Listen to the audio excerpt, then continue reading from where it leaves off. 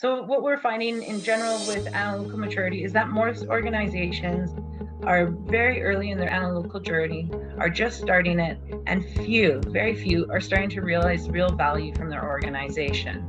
Analytical maturity is not static, and that there is no real endpoint. Instead, it's important to understand that with evolving technology and capabilities, that means analytical maturity will always be a moving target, as the technology frontier is always being moved forward by leaders in the field, advancing what we understand as analytical maturity. What we were looking at is the intersection of organizations, technology, and people. Social technical systems thinking takes a holistic approach to address the impact of new technologies and innovation.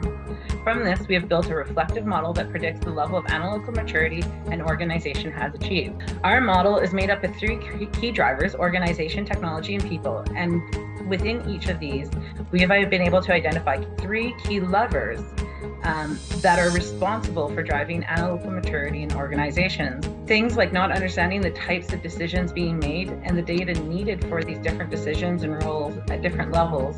Analytical teams struggle to be able to provide the right data to the right people at the right time. As well, leadership, though generally has a good understanding, generally lacks the practical ability to use analytical insights in their own roles and practices, meaning that it doesn't always trickle down, nor is it always placed into the structure of how people work. Most people invest into the technology, but don't always invest into the non-digital activities that support analytical adoption. We see that culture and people are more ready and moving down the path of analytical maturity over organizations or technology being deployed.